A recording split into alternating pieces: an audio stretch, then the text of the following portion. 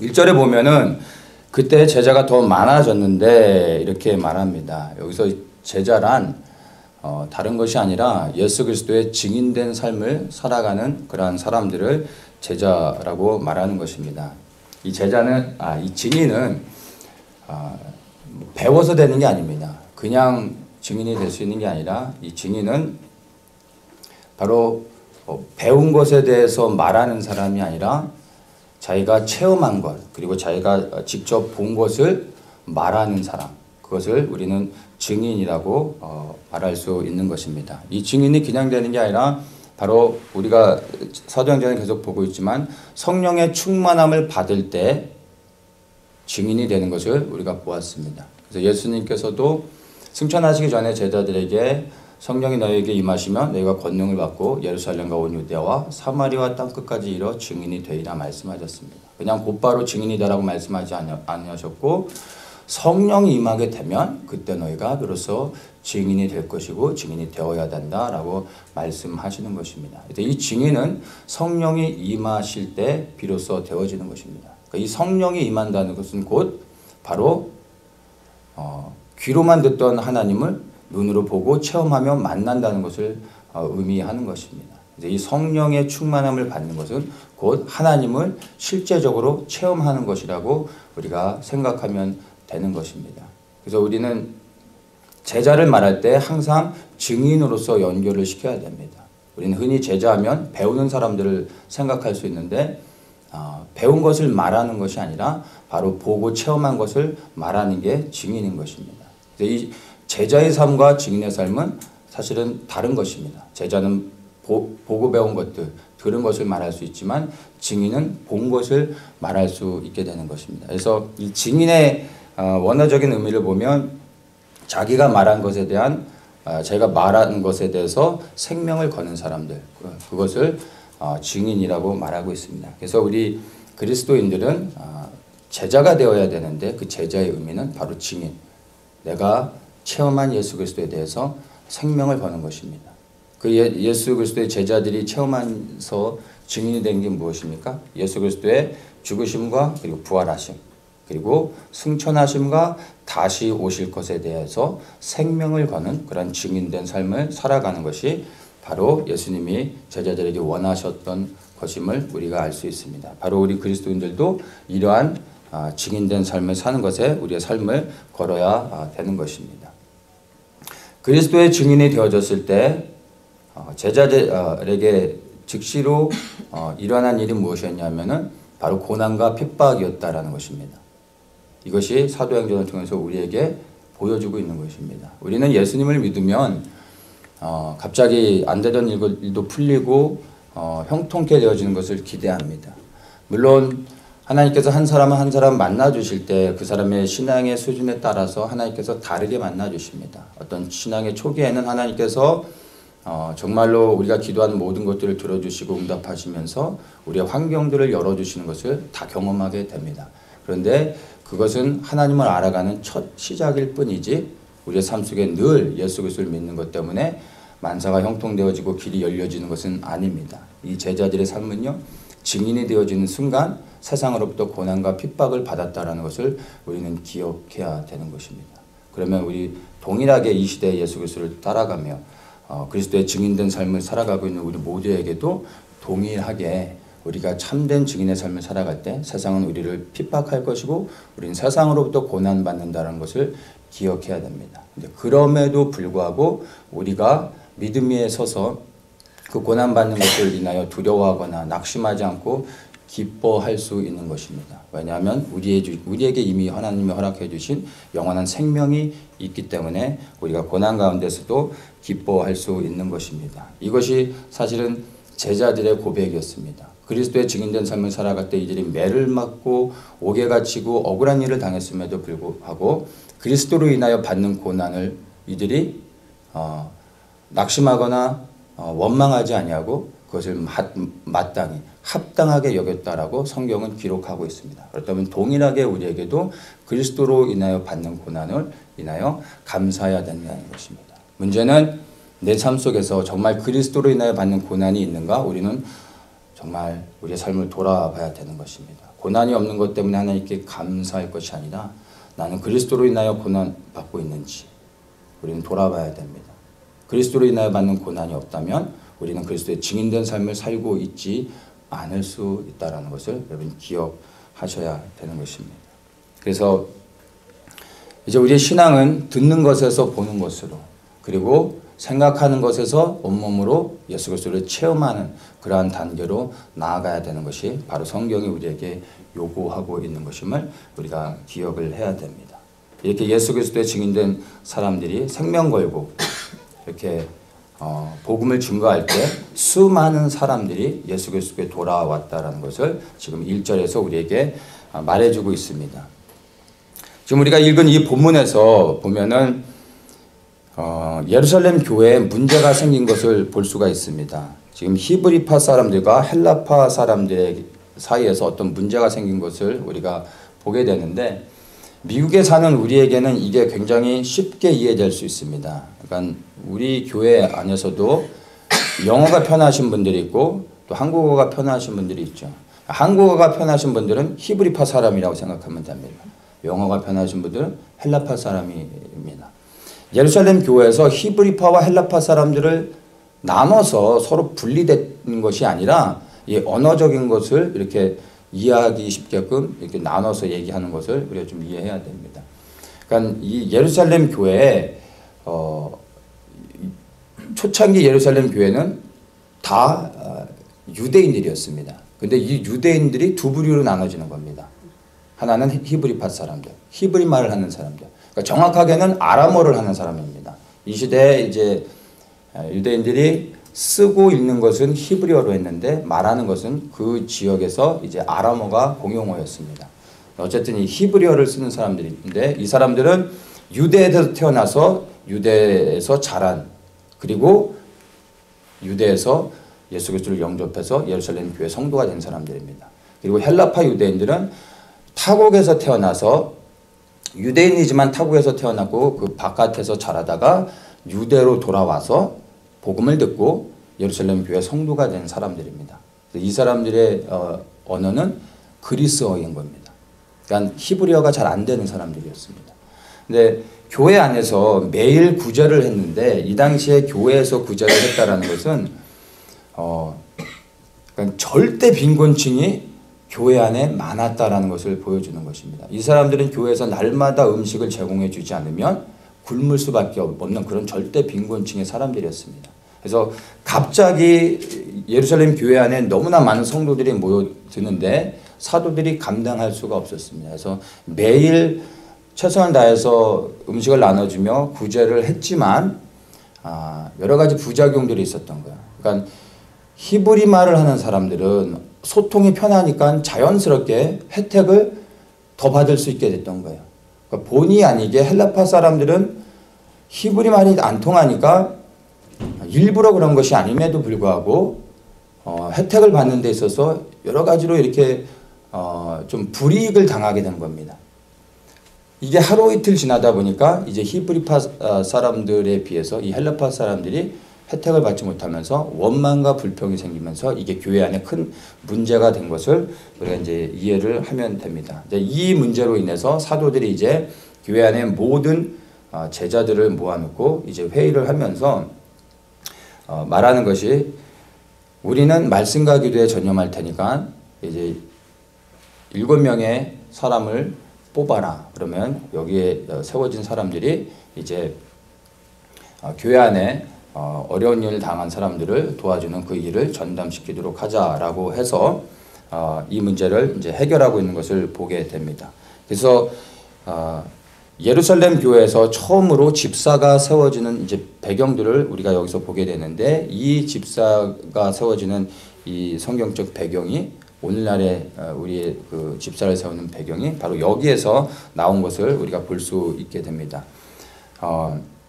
집사를 세우게 된 배경은 3절에 2절에 나와 있지만, 우리가 하나님의 말씀을 제쳐놓고 공개를 일삼는 것이 마땅치 않다 하면서 4절에 우리는 기도하는 것과 말씀 전하는 것에 전무하겠다, 이것에 집중하겠다라고 합니다. 그래서 집사를 세우게 된 배경은 사도들이 말씀과 기도에만 전념하기 위해서 그 외에 다른 일들, 여기에서는 구제하는 일이고 음식을 나눠주는 일로 보여지지만 말씀과 기도에 전념하기 위해 그 외에 다른 행정적인 모든 일들을 7 집사를 세워서 이제 교회에서 그런 일들을 전담하게 하는 것을 우리가 이제 볼 수 있게 됩니다. 이 집사를 세우는 이제 기준들을 보면은 3절에 이렇게 말합니다. 성령과 지혜가 충만하여 칭찬 듣는 사람, 이렇게 말합니다. 성령과 지혜가 충만하고 칭찬받는 사람. 성령이 충만하다는 의미는 우리가 좀 전에 봤지만 다른 것이 아니라 성령의 충만함을 통해서 이제 이미 예수 그리스도의 증인된 삶을 살아가고 있는 사람들을 말하는 것입니다. 예수 그리스도의 증인된 삶을 살겠다고 헌신하는 사람들이 아니라 이미 증인된 삶을 살아가고 있는 사람들 가운데서 집사를 세운다는 것입니다. 이것이 첫 번째고, 두 번째는 이제 지혜가 충만한 사람을 세우는 것이었습니다. 이 지혜는 어떠한 일을 행할 때 효과적으로 할 수 있는 하나님의 은사라고 생각하면 됩니다. 그러니까 성령의 충만함을 받은 사람들이 하나님이 주신 그 마음으로 복음을 증거하는 증인된 삶을 살아가는데, 성령 충만을 통해 증인된 삶을 살아가는 복음을 증거하는 것과 그리고 그 일을 효과적으로 하는 것은 다른 것입니다. 성령의 충만함에서 복음을 전할 수는 있지만 그 전하는 복음이 늘 효과적으로 지혜롭다라고 말할 수는 없는 겁니다. 이 지혜의 영이 임할 때 똑같은 전도를 하더라도 사람에 따라서 상황에 따라 지혜롭게 동일한 복음도 다르게 접근하면서 전할 수 있게 되는 것입니다. 그래서 이 지혜는 바로 복음을 전하는 데 있어서 보다 효과적으로 사람들에게 다가가 그리스도의 복음을 전할 수 있게 하는 은사를 말하는 것으로 이해하면 됩니다. 이 칭찬을 받는다라는 것은 이 교회 안에서 인격적으로 성숙된 것을 검증하는 그런 단계를 거치는 것으로 이해를 하면 되는 것입니다. 그래서 사람들로부터 이미 칭찬받는 자, 그들은 인격적으로, 도덕적으로, 성품적으로 성도들이 다 인정했다라는 것을 우리가 이해할 수 있는 것입니다. 그래서 집사의 자격을 보면 그리스도께 이미 헌신되어져서 증인된 삶을 살아가고 있고, 그리고 섬기는 일에 지혜로우며 인격적으로 성숙한 사람, 바로 이러한 사람들을 집사로 세우는 그러한 자격을 우리가 보게 됩니다. 그리고 이제 사도들은 말씀과 기도에 전념하게 되는 것을 봅니다. 교회가 세워지는, 그리스도의 몸된 교회가 세워지는 그러한 그 배경들을 우리가 보게 되는 겁니다. 교회는 사도들만 있어도 되지 않습니다. 말씀은 전하는 자만 있어서 교회가 세워지는 것이 아닙니다. 그 말씀 전하는 자와 함께 교회의 모든 것을 또 주님을 섬기듯이 헌신하여 섬기는 집사들이 있어야 되는 것입니다. 교회 리더들이 있어야 되는 것입니다. 그리고 그 섬김을 받는 교회 안의 성도들, 연약한 자들, 품어줘야 되는, 그리스도의 사랑으로 섬겨줘야 되는 사람들이 있어야 됩니다. 이럴 때 비로소 그리스도의 몸된 교회가 세워지는 것입니다. 우리가 예수님을 정말 사랑해서 교회 안에서 섬길 때 다른 사람들이 혹시 섬기지 않는 것으로 인하여 우리가 비난해서는 안 됩니다. 어떤 사람은 섬김을 받는 것이 그 사람의 교회 안에서의 어떤 역할일 수도 있습니다. 그리고 그 연약한 자들이 섬김을 받고 양육받고 그리고 강건해져서 어느 날 교회의 리더가 되어져서 하나님의 때가 되면 그들도 섬기는 자리에 올라갈 수 있게 됩니다. 그리고 그렇게 충성스럽게 섬기는 사람들이 또 하나님의 기름 부신 가운데서 말씀을 전하는 사도와 같은 자들이 되어질 수 있음을 우리가 볼 수 있어야 되는 것입니다. 중요한 건 다른 사람이 어디에 있느냐가 아니라 내가 어느 위치에서 하나님이 내게 무엇을 원하시는지를 발견하는 것입니다. 섬길 수 있는 자리에 간다면 그것으로 인하여 우리가 기뻐하는 것입니다. 섬김을 받고 있다면 여러분 그것으로 인하여 부끄러워하거나 그것으로 인하여 자존감이 낮아질 필요가 없고 하나님 안에서 감사하면 되는 것입니다. 그리고 우리가 믿음 안에서 세워지고 강건해지면서 하나님의 부르심을 따라 세워져 나가면 그것이 몸된 교회를 세우는 하나님의 은혜인 것을 우리가 볼 수 있게 되는 것입니다. 7 집사들이 세워졌는데 7 집사들 가운데서 우리가 3명의 집사들을 우리가 조금 살펴보려고 합니다.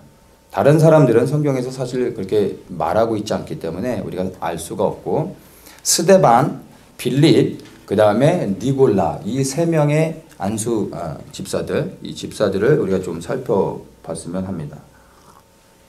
먼저 스데반인데, 이 스데반 집사는 우리가 너무나 잘 알죠. 성령의 충만함 안에서 정말 충성스럽게 그리스도의 증인으로서 살아갔던 사람입니다. 이 7 집사 가운데 첫 번째로 언급한다는 것을 우리가 또 주목해 볼 필요가 있습니다.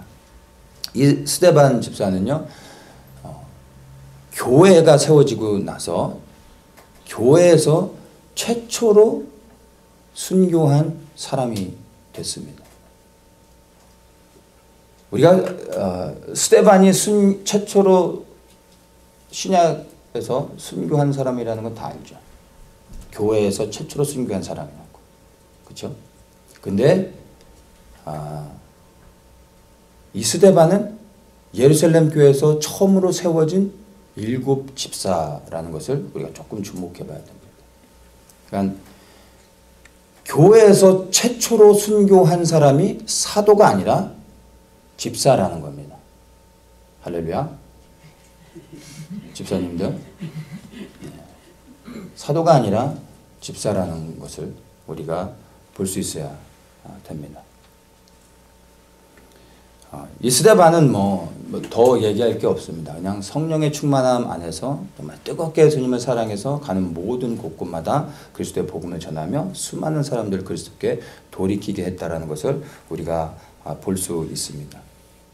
또 한 사람은 두 번째 나오는 이제 빌립 집사입니다. 이 빌립 집사도 복음을 증거한 일에 전심으로 섬겼던 사람인데, 이 사람은 복음을 전할 뿐만 아니라 이 사람이 복음을 전할 때 엄청나게 많은 표적들이 나타났었습니다.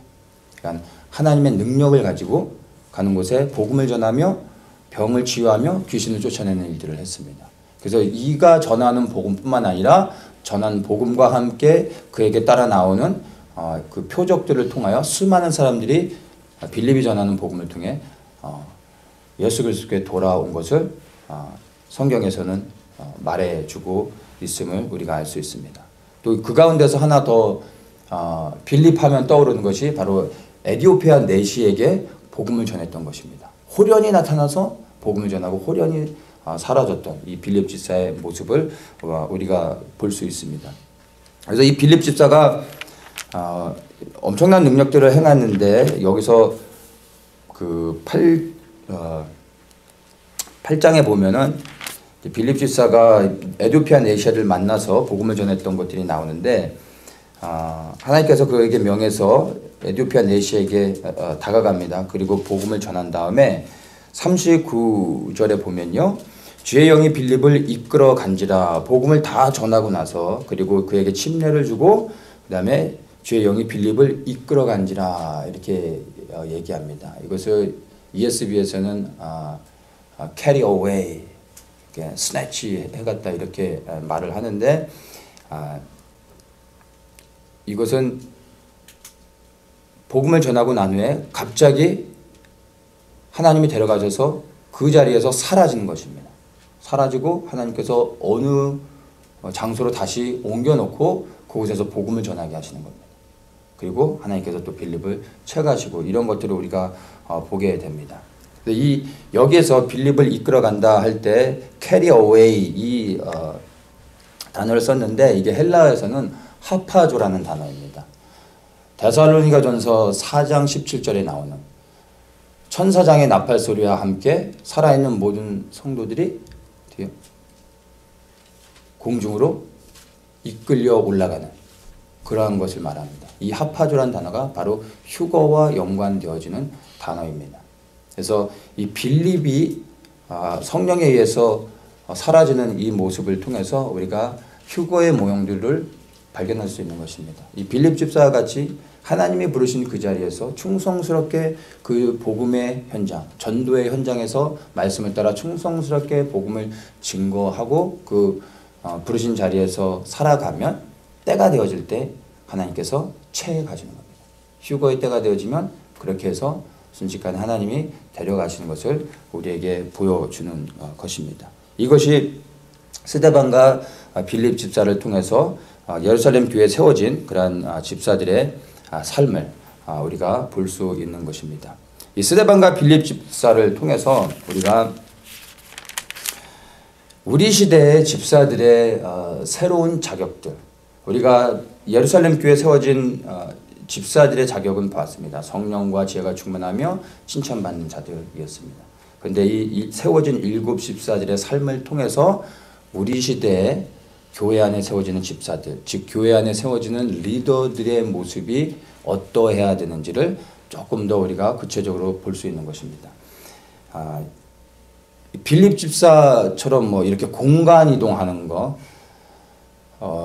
이거를 요구할 수는 없겠죠. 그럼 집사 될 자격이 아무도 없겠죠. 저도 안 되는데, 죄송합니다. 아직 제가 많이 부족해서 아직 저도 이 공간 이동은 못합니다. 그리고 빌립 집사에게 나타났던 표적들, 병이 낫고 귀신이 떠나가는 이런 능력들, 이 능력들도 우리의 노력과 열심으로 되는 것이 아니라 성령께서 우리 안에 임하실 때 성령 안에 있는 선하신 것들을 성령께서 우리 안에서 나타나게 하시는 것입니다. 그래서 우리가 구한다고 해서 받는 게 아니라 은사들은 100% 성령의 선물로 주어지는 것이기 때문에 이것 또한 우리가 집사의 자격으로 볼 수는 없습니다. 다만 우리는 구하며 우리 안에서 하나님의 선한 능력들이 나타나 수많은 사람들을 자유케 할 수 있기를 간구해야 되는 것입니다. 그래서 이 은사가 나타나지 않는다고 해서 집사가 될 수 없다라고 말할 수는 없습니다. 우리가 봐야 될 것이 바로 스데반입니다. 스데반. 이 스데반과 빌립 이 2 집사가 복음을 증거하는 일에 누구보다도 열심히 한 것은 알고, 그리고 바로 집사를 세우는 데서 첫 번째가 성령의 충만, 즉 증인된 삶을 살아가는 것 이었습니다. 근데 이 스데반 집사를 통해서 우리가 이 시대에 교회 안에 세워지는 리더들, 집사들의 자격을 한번 보게 되는 것입니다. 그게 무엇이냐면 바로 순교의 영성인 것입니다. 그것이 오늘 이 시대에 우리 그리스도인들, 하나님을 섬기는 교회 안에 세워지는 리더들에게 하나님이 요구하시는 것임을 우리가 알아야 된 것입니다. 아까 말씀드린 것처럼 이 증인이라는 것은 내가 본 것에 대해서 생명을 걸겠다라고 할 때 증인이 될 수 있는 것입니다. 그리고 고대 사회에서 증인이 될 때는 자기가 말한 것에 대해서 정말로 생명을 걸어야 됐습니다. 이것이 잘못되어졌을 때는 목숨을 내려놓아야 했던 것입니다. 그래서 이 증인이 된다는 것, 바로 생명을 걸어야 된다는 것을 알아야 됩니다. 우리가 예수 그리스도를 믿을 때 사실은요, 처음부터 생명을 걸고 예수님을 믿어야 됩니다. 안타까운 거는 우리는 신앙의 자유를 가지고 살아가고 있기 때문에 예수님을 믿을 때 어느 누구도 생명을 걸고 믿지 않았습니다. 저도 그랬고요. 그냥 교회 다니는 거였어요. 근데 다른 모든 종교들은요, 생명 걸고 믿지 않습니다. 그런데 우리는요, 하나님을 믿는 사람들은 예수님을 믿을 때 처음부터 생명 걸어야 됩니다. 생명을 걸지 않고서는 예수님을 섬길 수 없습니다. 주님께서도 우리가 그리스도를 따르는 제자가 되길 원하고 증인이 되길 원하셨습니다. 그 증인이 목숨을 거는 자잖아요. 그리고 주님께서 우리에게 생명을 요구하십니다. 왜냐하면 주님께서 우리에게 생명을 주셨습니다. 그분이 우리를 위해서, 우리가 그분을 알지도 못하고 있을 때, 우리는 죄 가운데 살아가면서 그 죄가 죄인지도 모르고 살다가 죽어서는 영원한 지옥에 들어갈 수밖에 없었던 그런 인생들이었는데, 우리가 죄인인지도 알지도 못하고 그래서 알지도 못했기 때문에 구할 수도 없었던 그러한 불쌍한 인생들이었는데, 우리가 주님을 찾기도 전에 알기도 전에 그분이 우리를 위해 먼저 죽으셨다는 것입니다. 그래서 우리가 구원을 받았습니다. 그래서 예수 그리스도를 믿는 모든 사람들에게 주님께서는 마땅히 생명을 요구하실 수 있습니다. 그리고 우리는 정말로 생명을 들여 주님을 섬겨야 되는 것입니다. 이것이 안 되면 적당히는 주님을 섬길 수 있습니다. 그다음 마지막에서는 넘어질 수밖에 없게 되는 것입니다. 생명을 드려야 됩니다. 어떤 사람들은 조금 위험한 선교지에 갈 때 혹시라도 잘못돼가지고 순교할까봐 죽음을 당할까봐 이렇게 염려하시는 분들을 제가 이렇게 좀 본 적이 있습니다. 말해주고 싶었는데 말하면 상처가 될까봐 하질 못했었는데, 여러분 예수 그리스도를 위해서 여러분 생명을 드리고 그리스도를 위해서 죽으려고 순교하려고 여러분 몸을 던져보세요. 죽어지나. 길거리에서 비명 행사는 할 수 있을지 몰라도 순교하기로 목숨을 걸고 그리스도를 위해서 생명을 던져보세요. 죽을 수 있나? 안 될걸요? 순교는요, 하나님 앞에서 가장 큰 상급입니다. 하나님 앞에 갔을 때는 이 땅에서는 가장 불쌍한 죽음이 될 수 있죠. 근데 하나님 앞에 갔을 때는 가장 큰 상급입니다. 가장 큰 영광을 받습니다. 모세보다도 더 큰 영광을 받게 됩니다. 모세는 순교하지 않았거든요. 그래서 이 순교해서 하늘나라에 가서 하나님을 보는 사람들은요, 하나님을 가장 가까이서 섬기며 살아가게 되는 겁니다. 엄청난 가장 큰 축복입니다. 근데 이 영광스러운 자리를 아무한테나 허락하시겠습니까? 죽으려고 노력해 보세요. 절대 안 될 겁니다. 아무한테나 이 순교의 영광을 허락하지 않으십니다.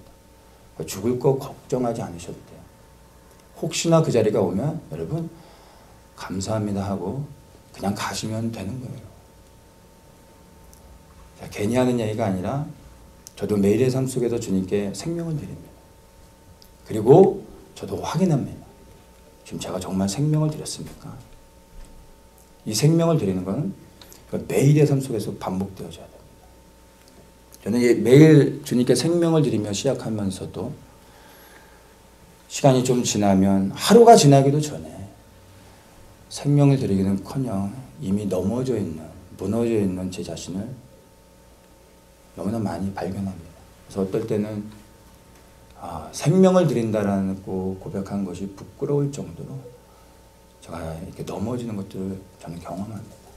생명을 드리고 시작했음에도 불구하고 하루를 못 가 삶 속에서 무너지는 저 자신을 발견하는데, 생명을 드리지 않고 살아가고 있는 사람들은 그 하루의 삶이 어떻겠습니까? 생명을 드리셔야 돼요. 그리고 정말 그리스도를 위해 내 삶이 온전히 헌신될 수 있도록, 그렇게 살아갈 수 있도록, 그렇게 이 믿음을 지켜주실 수 있도록 위해서 하나님께 구해야 되는 것입니다. 그렇게 날마다 주님 앞에 몸부림치고 나아갈 때 주님께서 우리의 믿음을 붙잡아 주시는 것입니다. 그리고 매일의 삶 속에서 하루를 그렇게 승리하며 또 하루를 또 주님 앞에 드리며 또 승리하고, 이렇게 매일의 삶 속에서 나아가는 것이 하나님이 우리에게 원하시는 것이고, 이렇게 하다가 주님 앞에 서면 되는 것입니다. 그리스도께 생명을 드리시기 바랍니다. 아직까지도 주님께 생명을 드리지 못했다면 돌아보시고 생명을 드리시기 바랍니다. 우리의 생명을 드리기에 조금도 주저함 없이 드릴 수 있는 정말로 유일한 가치가 있는 그러한 결단입니다. 그리스도께 생명을 드리는 건 가장 큰 영광인 것을 기억하십시오. 그리고 생명을 드리고 주님을 섬기시는 모든 분들 되시길 예수님의 이름으로 축복합니다. 마지막으로 이 니골라 집사를 좀 살펴보겠습니다. 이 니골라는 7 집사들 중에서 유일하게 이방인 출신입니다. 6명의 집사들은 유대인이었습니다. 헬라파 유대인들. 그런데 이 니골라는 뭐라고 얘기하냐면 유대교에 입교한 안디옥 사람이라고 조금 더 다른 사람보다 길게 설명하고 있습니다. 이 말은 이 사람은 유대인이 아니다라고 언급해주고 있는 것입니다. 그러니까 안디옥 출신의 이방인이었는데 유대교로 들어온 사람이에요. 유대교로 들어왔다가 예루살렘에서 예수 그리스도를 영접하고 또 기독교로 개종한 사람인 것입니다. 근데 우리가 이 니골라를 주목해서 보아야 합니다. 이 니골라가 누구냐면 계시록에서 얘기하는 니골라당의 교훈 이렇게 해서 나오는데, 바로 그 니골라당이라는 이단 사상을 만든 이단의 교주, 그러니까 이단의 창시자가 된 사람으로 우리가 이해하면 됩니다. 우리 계시록 2장 말씀을 한번 보겠습니다. 계시록 2장에 보면 7교회에 대한 하나님의 이제 말씀들이 나오는데 계시록 2장 14절에 보면 버가모 교회에 대해서 주시는 말씀이 있습니다. 2장 14절부터 한번 제가 읽겠습니다. 그러나 내게 두어 가지 책망할 것이 있나니 거기 내게 발람의 교훈을 지키는 자들이 있도다. 발람이 발락을 가르쳐 이스라엘 앞에 올무를 놓아 우상의 제물을 먹게 하였고 또 행음하게 하였느니라. 이와 같이 내게도 니골라당의 교훈을 지키는 자들이 있도다. 그러므로 회개하라. 그리하지 아니하면 내가 내게 속히 임하여 내 입의 검으로 그들과 싸우리라. 아멘. 자, 이 니골라당이 누구냐면 이 니골라당의 사상을 잠깐 설명하면 이 니골라당은 그러니까 육과 영을 분리해서 이해했던 사람들입니다. 영은 선한 것이고 육은 악한 것이다 라고 이해했습니다. 그래서 우리는 영의 구원을 받고 구원은 영의 구원인 것이지 육은 상관이 없다. 육은 이미 타락하고 악한 것이기 때문에 육은 어떻게 해도 상관이 없다라고 생각했던 사람입니다.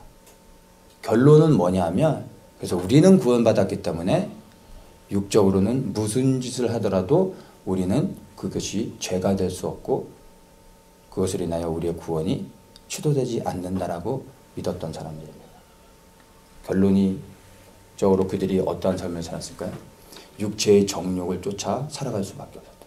육체의 쾌락을 즐기며 교회 안에서 예수님을 섬겼던 사람들입니다. 그럼에도 불구하고 조금도 부끄러워하지 않고 회개하지 않았던 사람들인 것을 우리가 보게 되는 것입니다. 이게 바로 예루살렘 교회 첫 일곱 집사로 세워졌던 이 니골라가 하나님을 떠나 이러한 사상을 가지고 사람들을 미혹해 했던 것을 우리가 보게 됩니다. 지금 이 계시록에서 니골라당의 교훈을 말할 때 발람의 그 행위에 대해서도 같이 언급합니다. 그러니까 니골라당과 발람을 연결시켜서 말해주고 있는 것을 우리가 볼 수 있습니다. 발람의 교훈을 우리가 좀 살펴봐야 되는데 이 발람은 이제 이스라엘 백성들이 가나안에 들어가기 위해 거의 다 이제 도착했을 때 모압 왕 발락이 이스라엘을 저주하기 위해서 이방 선지자 발람을 사주합니다. 돈을 주고 데려와서 저주하게 만드는데 하나님이 강권하셔서 막으시죠. 그래서 오히려 저주가 축복으로 변하게 합니다. 그리고 이제 발람 선지자가 하나님이 막으시는 것을 알고 축복하고 이제 떠나가면서 모압 왕 발락에게 살짝 힌트를 주는 겁니다. 내가 이스라엘을 저주할 수 없지만 하나님이 막으셔도 저주할 수 없지만 그들 스스로 하나님의 저주를 받을 수 있는 내가 힌트를 주겠다. 그래서 말해준 것이 음란을 행하게 하는 것이었습니다. 그래서 이 모압 왕이 이스라엘 백성들에게 모압 여자들을 보냅니다. 그리고 이스라엘 사람들이 이 모압 여자들과 음행을 저지릅니다. 음행을 저지르고 모압이 섬기는 우상 앞에 절을 하는 그러한 배교 행위가 있었습니다. 이것으로 인해서 이스라엘이 2만 4천 명이라는 사람이 죽는 그러한 사고가 일어났던 것입니다. 이것이 발람의 교훈입니다. 그런데 지금 이 발람의 교훈을 니골라당의 교훈과 연결시켜서 우리에게 말해주고 있습니다. 말씀드린 것처럼 이 니골라당은 육은 타락하고 악한 것이기 때문에 우리는 영의 구원을 받았고 상관없이 우리가 어떠한 삶을 살아도 우리는 지옥에 가지 않는다. 죄가 되지 않는다고 하면서 이 사람들은 음란을 행했던 것을 우리가 알 수 있는 것입니다. 그래서 성령의 충만함을 받았던 이 예루살렘 교회에서도 이러한 배교의 행위가 일어났다라는 것을 우리는 정말 심각하게 받아들여야 되는 것입니다. 그리고 이 니골라는 초대교회에 처음으로 세워진 7 집사 중에 한 명이었습니다. 사도들이 이 7 집사를 세울 때 얼마나 기도하고 세웠겠습니까? 처음부터 니골라라는 사람을 잘못 분별해서 세웠을까요? 저는 그렇게 생각하지 않습니다. 니골라는 처음에 그 누구보다도 성령이 충만했고 하나님의 지혜가 충만했고 교회 안에서 모든 성도들에게 칭찬받는 사람이었던 것입니다. 조금도 집사로 세워지기에 부족함이 없었던 사람입니다. 근데 그가 나중에 시간이 지나면서 그 믿음이 변질되어진 것입니다. 하나님을 떠난 것입니다. 그리고 육의 쾌락을 쫓아 하나님의 말씀을 왜곡시키게 된 것을 우리가 이해할 수 있어야 됩니다. 오늘날 교회 안에서도요, 여러분, 이러한 일들이 일어나고 있다는 것을 여러분들 우리가 주목해 봐야 되고, 그것이 혹시 나의 삶은 아닌가라고 여러분 두려운 가운데 성령의 조명하신 가운데서 우리 자신을 돌아볼 수 있어야 됩니다. 교회 안에 안타깝지만 나는 구원받았기 때문에 어떠한 죄를 져도 하나님께서 나를 책망하지 않으실 거야 라고 생각하며 살아가는 사람들이 생각보다 많습니다. 한번 구원받았으면 취소되지 않기 때문에, 이것을 믿기 때문에 이 사람들은 회개하지 않는 것입니다. 회개하는 것을 싫어하는 겁니다. 하나님께 무엇을 구하는 것은 너무나 좋아하는데 회개하며 기도하고 나아가는 것은 원치 않습니다. 그리고 그러한 필요를 못 느끼는 거예요. 구원받았기 때문에. 어느 누구도 그 구원을 취소할 수 없다라고 믿기 때문에. 입으로는 하나님을 사랑한다고 말하지만 삶의 행위로서는 음란을 행하고 있는 사람들. 교회 안에 너무나 많음을 보게 됩니다. 그리고 사실 그런 얘기들을 사실 많이 듣습니다. 예수님을 믿으면서도요, 교회 안에서 정말 잘 섬기는 직분을 가지고 있으면서 정말 충성스럽게 교회 안에서는 너무나 잘 섬기는 사람들이요, 성적으로 음란을 행하는 사람들이 너무나 많습니다. 정말로 많습니다. 우리의 삶을 돌아봐야 됩니다. 단순히 영적인 음란을 말하는 게 아니라 저는 구체적으로 성적인 음란함을 말하는 것입니다. 여러분, 우리가 많은 죄를 짓지만 이 성적인 죄는요, 수많은 죄와 하나님이 다르게 구별해서 대하십니다. 우리의 몸이 하나님의 거룩한 성전인 것을 다 알죠. 육체적으로 성적인 죄를 짓는 것은요, 하나님의 성전을 더럽히는 겁니다. 육을 마음대로 할 수 있는 게 아니라 우리가 성적으로 범죄할 때 하나님께서 정말 가증히 여기십니다. 분노하십니다. 왠지 아세요? 성적인 범죄는 그 즉시로 우상을 섬기는 겁니다. 우상을 섬기는 것이 신상을 세워놓고 절을 해야 우상이 아닙니다. 음란을 행하는 자체가 우상을 섬기는 겁니다. 하나님이 가장 싫어하시는 것이죠. 그래서 사단이 우리를 넘어뜨리기 쉬운 가장 좋은 방법이고 가장 쉬우면서도 가장 효과적인 것이 성적인 죄를 짓게 하는 것입니다. 그런데 그런 죄를 짓고서도 교회 안에서 드러나지 않았기 때문에, 그런 죄를 짓고서도 여전히 반복되는 성적인 죄를 지으면서 교회에서 열심히 섬기고 있는 사람들이 너무 많다는 것입니다. 나는 그렇지 않은가? 돌아보십시오. 혹시라도 그러한 죄들을 반복적으로 짓고 있는데 그것을 끊어내지 못하고 있다면 여러분, 하나님께 정말로 회개하며 몸부림치며 하나님 앞에 나아가야 됩니다. 그렇지 않으면 우리 인생의 마지막 날에 정말로 두려운 일을 당하게 될 것입니다. 하나님의 영이 임하셔서 우리 안에 그러한 마음들이 있다면, 육체적으로 실제적으로 범죄하지 않는다 할지라도 내가 마음의 생각 가운데서 그런 음란한 생각들이 들어올 때 즉시로 그것을 거부하십시오. 그러한 음란한 생각들이 들어오는 자체를 우리는 막을 수 없습니다. 그 자체는 거부할 수 없습니다. 그러나 우리는 그러한 생각이 들어올 때 예수 그리스도의 이름으로 그것을 거부할 수 있습니다.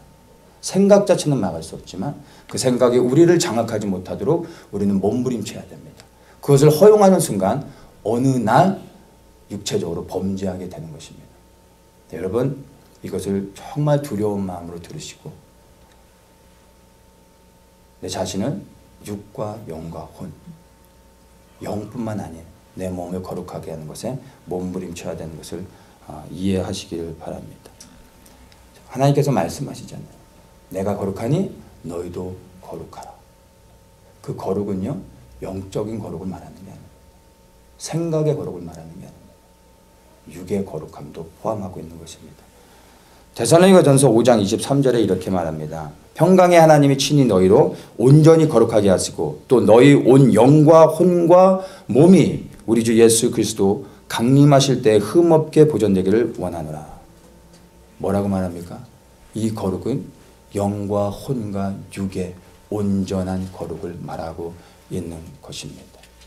하나님의 거룩한 성전을 여러분 정말로 죄와 싸우되 피 흘리기까지 몸부림치면서 지켜가야 되는 것입니다. 니골라당의 교훈을 여러분 절대로 잊지 마시기를 바랍니다. 7절 말씀을 보면 하나님의 말씀이 점점 왕성하여 예루살렘에 있는 제자의 수가 더 심히 많아지고 허다한 제사장의 무리도 이도에 복종하니라. 이렇게 말하면서 본문을 끝맺게 됩니다. 하나님의 말씀으로 인하여 수많은 제자들이 늘어나게 됐던 것을 말해주고 있습니다. 결론은요, 하나님의 말씀입니다. 하나님의 말씀이 우리의 결론이 되어져야 됩니다. 마지막 때가 되면 하나님께서 이 땅에 기근을 보내신다고 하셨습니다. 음식이 없어 줄이는 것이 아니고 물이 없어 가람이 아니라 바로 여호와의 말씀을 듣지 못한 기근이라고 말씀하고 있습니다. 우리가 살아가고 있는 이 시대에 하나님의 말씀이 없습니다. 그래서 우리는 더욱더 하나님의 말씀 앞에 나가야 됩니다. 가뭄이 들면 어떻게 합니까? 땅을 파잖아요. 가뭄이라 땅을 파도 물이 안 나오잖아요. 어떻게 합니까? 더 깊이 파는 것 외엔 방법이 없습니다. 더 깊이 파는 것. 말씀 앞에 나아가야 됩니다. 이 마지막 때 하나님의 말씀을 들을 수 있어야 됩니다. 이 말씀이 이 시대에 우리에게 계시와 환상으로 우리에게 주어지는 것입니다. 그 말씀을 들을 수 있는 분별력이 우리 안에 있어야 되는 것입니다. 말씀을 통하여 우리가 하나님의 음성을 듣습니다. 말씀을 통하여 이 시대를 분별하게 되는 것입니다. 말씀이 우리를 찌를 때 우리가 회개할 수 있게 되는 것입니다. 말씀을 의지하여 우리가 기도하며 나아갈 수 있게 되는 것입니다. 말씀을 통하여 우리가 절망 가운데서 소망할 수 있게 되는 것이고 이 말씀이 우리를 세워가는 것이 되는 것입니다. 말씀이 모든 것의 근원이 되는 것입니다. 이 말씀이 우리의 영혼을 살릴 수 있는 유일한 생명이 되는 것을 여러분들 기억하셔야 되는 것입니다. 말씀에 끝까지 서서 여러분 믿음을 지키셔야 됩니다. 그리고 처음 사랑을 생명 들여 지키며 피 흘리기까지 하며 싸워야 하는 것입니다. 일곱 집사의 이름을 명단을 열거할 때 스데반으로 시작해서 니골라로 끝납니다. 여러분, 우리가 스데반과 같이 시작했다가 니골라로 끝나면 이 땅에서 가장 저주스러운 삶을 살게 되는 것입니다. 가장 부끄러운 삶, 가장 안타까운 삶을 살게 되는 것입니다. 스데반으로 시작해서 니골라로 끝나지 않기를 정말 간절히 원하고 축복합니다. 스데반으로 시작하셔서 스데반으로 끝나야 됩니다. 이 믿음의 경주를 포기하지 마시고 여러분 믿음 위에 서서 주님을 의지하며 이 말씀을 붙잡고 하나님께서 이 시대에 우리에게 원하시는 것을 따라 순종하며 그렇게 살아가는 모든 분들 되시길 예수님의 이름으로 다시 한번 축복합니다.